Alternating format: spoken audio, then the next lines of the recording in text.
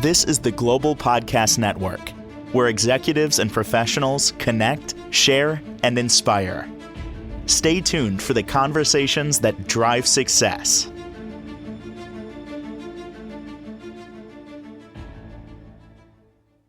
And welcome back, everybody. They specialize in correcting your body's misalignments, also known as going to see a chiropractor. They also do massage therapy as well. Going to learn about this process. I've learned a lot, even in the times we've gotten together with the man behind Spine Spot out of North Richland Hills, Texas. And we're going to look today, pain management versus maintenance. Yes, I said maintenance when it comes to your chiropractic care. Great to have him back with us. Dr. David Kinnison is on the program. How are you doing today? I'm doing well, Steve. How are you doing today? Fantastic. Fantastic. And that, I started going back to a chiropractor. I shared with you like a month or two ago. Hadn't 3 weeks ago, yeah. Yeah, and it was years before that, maybe like once a year you pop in, something's a little off.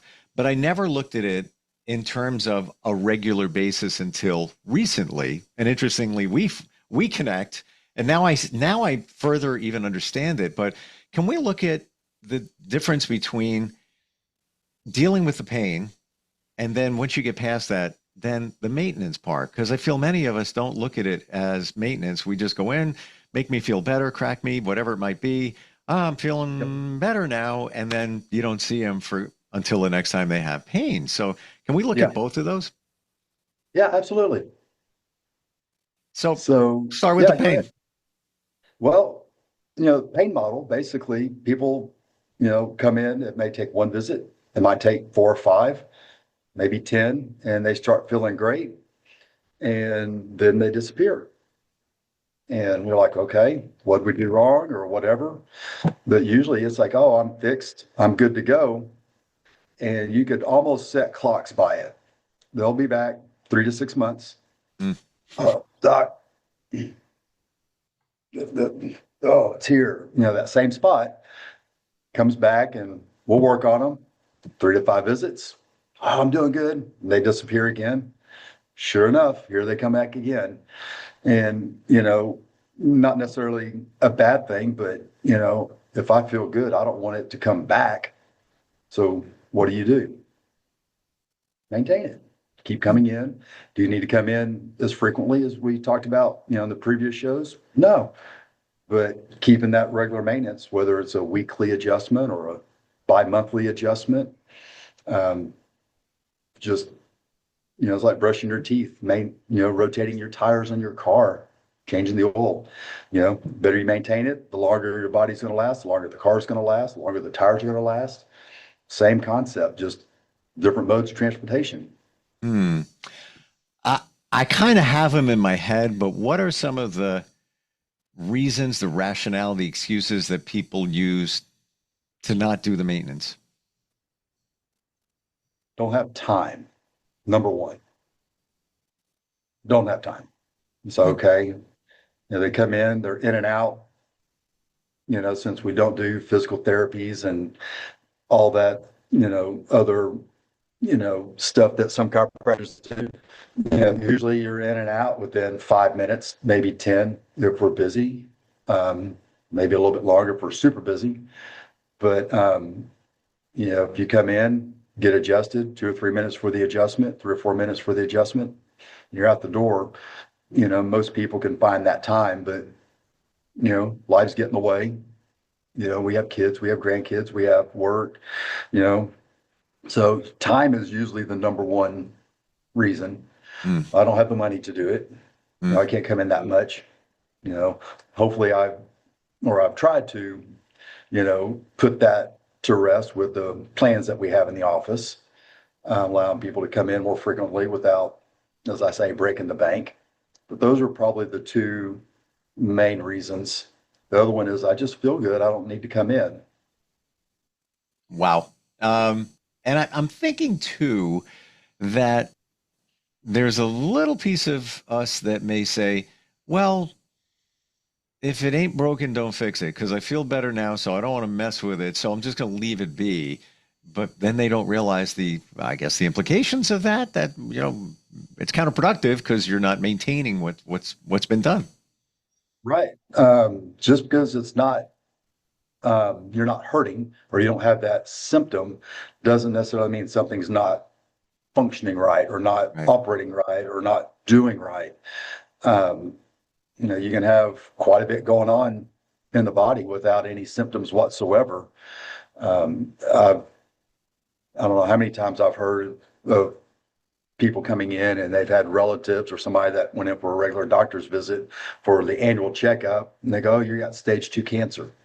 I'm like, "Wait, what? Stage 2 cancer? What do you mean I have cancer?" "Oh yeah, you got this." And they just went in for a checkup for their annual, and now they got to deal with this cancer diagnosis. Um, that's, the biggest challenge that we have is, you know, keep coming in, keep that regularity, do your annual visits to your medical doctor and things like that. But don't rely on how you feel, on how healthy you are. You know, It's there's like, people with, yeah, there's people with diabetes. Oh, I feel healthy and, I'm a healthy person, but it's like, but you got diabetes. You're not healthy. You have to watch what you eat, watch what you do. You have to do insulin or whatever. So just because you feel healthy doesn't necessarily mean you are healthy. do you also feel that a lot of us don't look at chiropractors as doctors? "Oh, I'm going to go to the doctor. The doctor's going to take care of me." Person, white lab coat, walks in, I get meds and all that. That's what they're there for. But they look at it in a different way when it comes to chiropractic care. They shouldn't, but they do. And maybe they don't put that level of importance on it as they do with maybe seeing, their PCP, general practitioner, urgent care, whatever it might be. Do you think that there's a lot going on there too? Oh, absolutely. What kind of weekend course did you go to? Or probably the biggest thing is I think chiropractic sometimes works so good. We adjust somebody and they're like, "Oh, I can turn my head now. This is great. Thank you." And you've been fixed. Yeah. So, sometimes, like I said, we're too effective. It's like, I don't want to fix you that good, but I'm glad you feel that good. Well, I mean, you want them to feel better, and it's not about, making money here. It's making sure the patient is in good shape, and a one and done. Unscientific here, but kind of curious. You have somebody come in. They have a problem, slept kind of funny. Something's misaligned. You adjust them. Scale of 1 to 10. How often do they come back in a short period of time to say, "Oh, I've still got an issue here"? But they thought, and you knew that they were thinking this, that, "Oh, I'm good now. I don't have to come back." Scale of 1 to 10, how often they actually do have to come back. What do you think? Again, not unscientific. 10 being they're coming back. Yeah, I would say probably 6 to 7. Obviously, I would like for that to be a 10. If you wake up, I had new patient came in today. He woke up yesterday, had a little crick in the neck. He goes, "Man, stiff." And then he woke up this morning and couldn't turn his head. And so he found us and he came in, got him adjusted, let him know, "Hey, this is what's going on." These cricks in the neck can be sneaky. Sometimes they do well. Sometimes it might take a while for them to go away completely. So don't, let's see you tomorrow. I'll be here. If not, Monday. I know he's busy on Saturday mornings, but you got to get in at least Monday, at the earliest or latest so we can follow through. Um, More than likely he'll be coming in. There's probably a good chance he'll be in tomorrow. He might have to leave the office and come in. But yeah, he couldn't turn his head. And he was able to turn better when he left. He felt better. And I was like, "I said, let's see again." Um, but it's sometimes not the convincing that you need to do. It's getting through the mindset of, well, it didn't work. I still can't turn my head. Chiropractic is supposed to make you better. We get that a lot where the chiropractic didn't work. So we only came in once. We only came in twice. I recommended 2 or 3 times a week for the first 2 or 3 weeks because, you're in bad shape. You're 45, 50, 55, 60 years old. Um, well, I came in twice and it hasn't changed. I'm like, well, how long has this problem been there? Well, it's been off and on for 10 years, but I just woke up yesterday morning and I couldn't turn. I said, well, you got 5 or 10 years that I'm trying to unravel. And I'm not that good. I'm pretty good at it. I ain't that good sometimes. Sometimes I get lucky on that, but most of the time it takes a little while. Yeah. Well, okay. Let's talk about that for a second. What's actually going on? Let's say in the example of this person, oh yeah, I've been feeling it for like 10 years, but now I can't move my neck at all. I don't know what happened. Doctor, can you help me? As you work through the pain model, and every situation is different, but hypothetically, pick anything, or maybe what was actually going on in this patient's case. What's happening? Visit number one, you made an adjustment. What's going on within that the neck, the spine, and then visit number two, visit number three? Just like briefly, kind of looking at what's going on here. One, it depend on the age of the patient. This guy's relatively young. The younger you are, typically you're not going to deal with a lot of degenerative arthritis and degenerative disc disease and things of that nature. So we can kind of take that out of the equation. You come in at 40, 45, we have a little bit different conversation. You come in at 55, 65, conversation might be a little bit different. Hey, how long has this been going on? Oh, off and on. I get stiff neck here and there, but never this bad. But it's like, how long? Oh, 10, 15, 20 years. All right. So more than likely, they've got some degenerative changes going on. The joints are stuck. They're arthritic. And, can we make that go away? Probably not. Can we help improve some of the motion and get rid of some of the inflammation and help with the mobility some? Absolutely. So figuring out, is this a degenerative issue or is this something where they fell asleep on their stomach with their head torqued back, or they fell asleep on the couch with their head on the armrest and they're kinked over to the side all night and they woke up and it's a muscular thing. Those muscles on the side that your head was tilted to or shortened. The ones on the other side are stretched. And when you try to come back up, both start to spasm and now you can't turn your head. So now we got to figure out, do we have a true muscular issue or is it a joint thing too? Is it a disc thing that they did? But usually it's a muscular thing. We do a little muscle work, get them adjusted, tell them to ice, and, it'll calm down. It just might take a day or two. But if it's been there for years, here we go. You have a future of maintenance coming your way if you're that person, I would imagine. What about when you adjust the spine and now the things in between it, layman's terms here, whatever's going on between there needs to adjust to that? I would imagine that they'd have to continue coming back so that everything can get in alignment. I don't know if I'm trying to explain that. That's what I heard. Yeah. Basically, your body is always in compensation mode. Your body is always wanting to keep healthy. It wants to keep yourself out of danger. So, if you eat your 3 glazed donuts in the morning, your body's gonna go, wait a minute, I've got insulin, I've got to do this, I got to do that. So you don't go into a sugar coma. Same thing with everything else. If you play sports, if you sit at a desk all day, your body's always compensating on what you're doing to try to keep you functioning as good as possible. And whenever you typically have an issue that arises that wasn't an injury related challenge, it's that repetitive sitting at the desk all day, or that repetitive, motion. People work on, the assembly line and they go left to right, left to right, left to right all day. Their bodies have to compensate for that because it's not a normal activity that somebody would do. So when you start adjusting the spine, you start mobilizing the joints that are stuck, they start moving better. So now the joints that were moving too much to take the compensation for the joints that were stuck have to kind of realize, oh, I don't have to move as much as I was a while ago. So now we've got to, stabilize and strengthen those muscles and ligaments and tendons and things around those areas.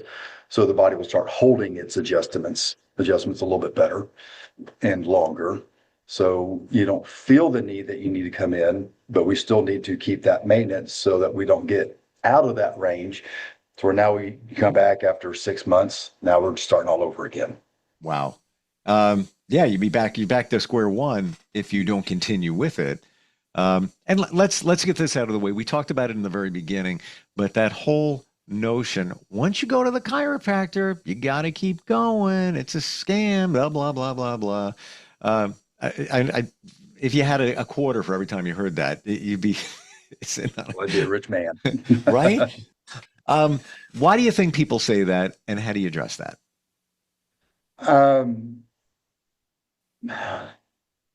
I think it's, they think, and they've heard from other people Yeah. that, I go and they go, why are you going to the chiropractor? Well, I have to go because he tells me to come in. Well, he tells me to come in. Well, I'm recommending that you come in, different than telling you need to come in at a maintenance level. So I guess people don't feel that they need to do that because they feel good. They go, why should I come in when I'm feeling good? And I was like, well, that's the best time to get adjusted is when you're feeling good, because that way I'm not having to fight through anything, tight muscles or anything like that. Your body is more relaxed. It will accept the adjustments better. And when your body's accepting things better, it does better. You're not in fight or flight mode. So the adjustments are more therapeutically accepting to the body instead of fight or flight. I need to get this done. Oh, okay, that's better. I want it to be, okay, here we go. We adjust. That was a good one today. Everything looked good. Didn't have to do much with the neck today, but I got this one spot. We'll see you next week. Isn't it funny that we'll go for a traditional massage just to treat ourselves, just to, lay on the table, and it feels nice and it's relaxing, but we won't look at the chiropractic side of things where you're seeing a doctor and you're basically taking care of yourself. You're just not going when you're in crisis. But Exactly. I'll bet you, scale of 1 to 10 again, it's probably maybe out of the 10 being people always do that just because they want to make sure they're feeling great, but they're going anyway. Probably a 1 or a 2. I'm guessing. I don't know, but it's, Yeah. and I never thought of it that way until you just said it. And now it makes all perfect sense, especially understanding what's going on with the adjustment and how when something's adjusted, other things need to adjust themselves to make up for what the way your spine should be after the adjustment. We don't look at it that way. It's a shame. It's a shame. And I think it goes back to the notion that you don't realize you're going to a doctor. People don't look at it that way. I don't wear a red or a white coat. Yeah. I wear golf t-shirts with spine spot on it. I don't wear the scrubs. The scrub, I don't, Yeah. I'm just not a scrub person. Never have. We had to wear them in gross anatomy. So you don't ruin all your other clothes.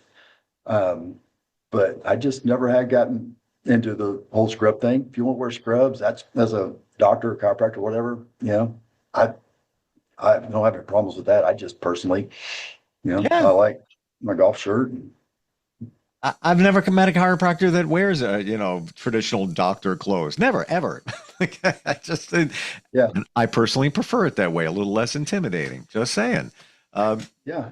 How often do you take X-rays or some kind of imagery or suggest it for somebody? I recommend, x-rays in most cases aren't necessarily needed or required. Obviously, I would like to see x-rays. It gives me an insight on that snapshot at that particular moment of the spine, of the joints, of whatever we're getting an x-ray of. It does help with the diagnosis or the care of the patient. Once you get say if you come in today and we order x-rays, you come back and, 2 or 3 years down the line, things are going great. Now, if you want to get them, we're creeping up in our age a little bit. Things tend to change a lot faster when we get older. Hey, let's get some x-rays. If you're 18 years old or 15 years old, do I need to get x-rays every 2 or 3 years? No. Oh, except for that person that has scoliosis. Let's monitor that a little closer. Make sure that as a growing teenager that it's not getting worse. But, relatively frequent on the x-rays. I mean, just depends on the situation. If there's something that we see on one set of x-rays, hey, let's monitor this. Let's creep back on this here in another, couple of years, year or so, and make sure it's not changing. If it's not changing, then you can, not have to get them too frequently. So a final question, kind of curious about this. You have a patient, you make an adjustment. Let's call it a good crack, right? Mm-hmm. Yeah. Maybe they were kind of tight. You eased them up a little bit, heat, little massage, whatever it is, TENS machine, whatever it is, and you did you got it done. Does that make you feel good? I don't know. I'm, kind of addicted to the crack, so to speak. I wasn't even thinking that, but okay. Yeah, it's, I've got a couple of younger patients from friends of mine that, hey, doc, or Dr. K, you need to come and crack me like a glow stick, and people like to hear the sound. But you personally, when you've got somebody, maybe they were a little tighter. Does it, a little self-satisfaction there. Yeah. Yeah. That's what I'm saying. Like you scored a goal, whatever it is, I got it done. And then, obviously they're like, oh, wow, man, that felt great. All right. I'm thinking it's got to feel, just a little inside, like, I got another one. Yeah. Yeah, you can't deny it. Yeah. I mean, I don't think it can ever get old, because you're making progress. You're feeling progress in your hands. You're making progress for somebody, whereby another doctor, okay, take this med, here's your script, and come back and hope you feel better. They're not seeing the instant results where you kind of are, at least, movement in a positive direction. Yeah. The movement in the positive direction is always good, especially if you get some of those patients that are a little bit tougher to adjust, or and you finally, it's X number of adjustments, whatever that adjustment number is, and you adjust them, and their eyes pop up, and you kind of look down at them and go, "Hey, finally moved," and they go, "Oh yeah," and you see almost that sigh of relief that, hey, now it's going to be over. This thing is going to be coming to an end. Yeah. And so, yeah. And I'll bet too, they've had some apprehension. Some people, like, it's a little weird. They think you're going to snap their neck or whatever. And relief that that's over, but then also relief within whatever challenges they had. You are located North Richland Hills, Texas. And you have some amazing membership models. I'm waiting for them to come to my area, New York suburb. They don't have that around here. Fantastic. Learn more, spine-spot.com. Can I call you Dr. K? You can call me Dr. K. I like it. Awesome having you on here. Really learn a lot, and refreshing. Like, you're a regular guy, just wanting to help people, and it's cool. Just a normal Joe. Yeah, normal day. Appreciate it. Have a great weekend. We'll talk soon, okay? Thanks, you too, Steve. Have a good one. This is the Global Podcast Network, where executives and professionals connect, share, and inspire. Stay tuned for the conversations that drive success.